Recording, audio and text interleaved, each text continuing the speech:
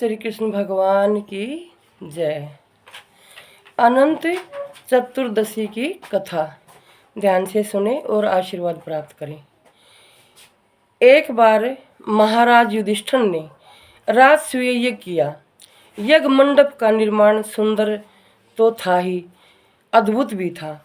उसमें स्थल में, जल में और जल में स्थल की भ्रांति होती थी।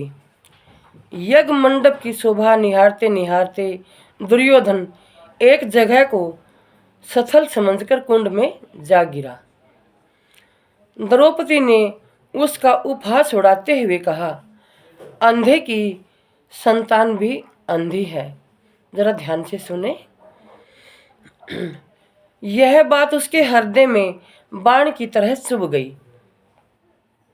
साथ में मैं अपनी तरफ से ये भी कहूँगी कि हे बहनों, जितनी माइयाँ या बहनें बेटियाँ सुन रही हो, इससे अच्छी शिक्षा प्राप्त करें, क्योंकि इसमें एक ऐसा शब्द भी है कि कभी नारी जात ने अहंकार भरा शब्द या एक दूसरे को अपमानित करने वाला शब्द उत्पन्न नहीं करना चाहिए, क्योंकि इस बात को तो हम सब जानते हैं कि उसमें वो शब्द कितना बुरे तरीके से अहमियत रखा और कितना ज़बरदस्त तरीके से इतिहास बनाया। जरा ध्यान से सुने। यह बात उसके हृदय में बाण की तरह चुभ गई। उसने कुछ दिनों बाद इसका बदला लेने के लिए पांडवों को हस्तिनापुर बुलाकर दूत क्रीड़ा में छल से परास्त किया। परास्त होकर पांडवों को 12 वर्ष का वनवास भोगना पड़ा। वन में रहते हुए पांडवों को अनेक कष्टों को सहना पड़ा। एक दिन वन में युधिष्ठिर से मिलने भगवान श्री कृष्ण आए। युधिष्ठिर ने उनसे सब वृत्तांत कह सुनाया और उसे दूर करने का उपाय पूछा।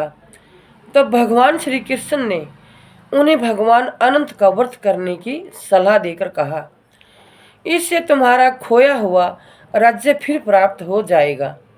इसके बाद श्री कृष्ण ने युधिष्ठिर को एक कथा सुनाई। जरा ध्यान से सुने। प्राचीन काल में सुमंत नाम के ब्राह्मण के एक सुशीला नाम की कन्या थी। बड़े होने पर ब्राह्मण ने सुशीला का विवाह कौंडिल्य ऋषि से कर दिया। कौंडिल्य ऋषि सुशीला को लेकर अपने आश्रम को चल दिए। रास्ते में रात हो जाने पर वे नदी तट पर संध्या करने लगे।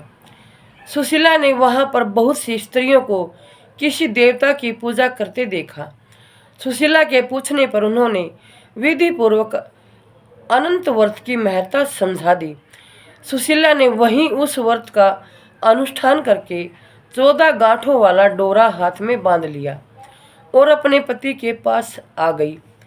कौंडिल्य ऋषि ने सुशीला के हाथ में बंधे धागे के बारे में पूछा तो उसने सारी बात समझा दी। कौंडिल्य सुशीला की बातों से अप्रसन्न हो गए तथा उसके हाथ में बंधे डोरे को अग्नि में डाल दिया। यह अनंत भगवान का अपमान था। कौंडिल्य ऋषि की सुख संपत्ति नष्ट हो गई। सुशीला ने इसका कारण डोरे की जलने की बात दोहराई। पश्चाताप करते हुए ऋषि भगवान अनंत की खोज में वन में चले गए। जब वे भटकते भटकते निराश होकर गिर पड़े और बेहोश हो गए तो भगवान अनंत दर्शन देकर बोले कि हे कौंडिल्य, मेरे अपमान के कारण ही तुम्हारे ऊपर यह मुसीबतों का पहाड़ टूटा है। तुम्हारे पश्चाताप के कारण मैं प्रसन्न हूँ। आश्रम जाकर 14 वर्ष तक विधि विधान पूर्वक अनंत व्रत करो, तुम्हारे सारे कष्ट दूर हो जाएंगे। कौंडिल्य ने वैसा ही किया। उन्हें सारे कष्टों से मुक्ति मिल गई। श्री कृष्ण की आज्ञा मानकर युधिष्ठिर ने अनंत भगवान का व्रत किया, जिसके प्रभाव से पांडवों को महाभारत युद्ध में विजय प्राप्त हुई। जय श्री कृष्ण। श्री कृष्ण भगवान की सदा ही जय। हे श्री कृष्ण भगवान, जैसे पांडवों पर आपका आशीर्वाद और सहयोग रहा जीवन में, इसी तरह श्री कृष्ण भगवान के भक्तों पर द्वारकाधीश का बराबर आशीर्वाद और सहयोग जीवन में बना रहे। नमः शिवाय। श्री कृष्ण भगवान की जय।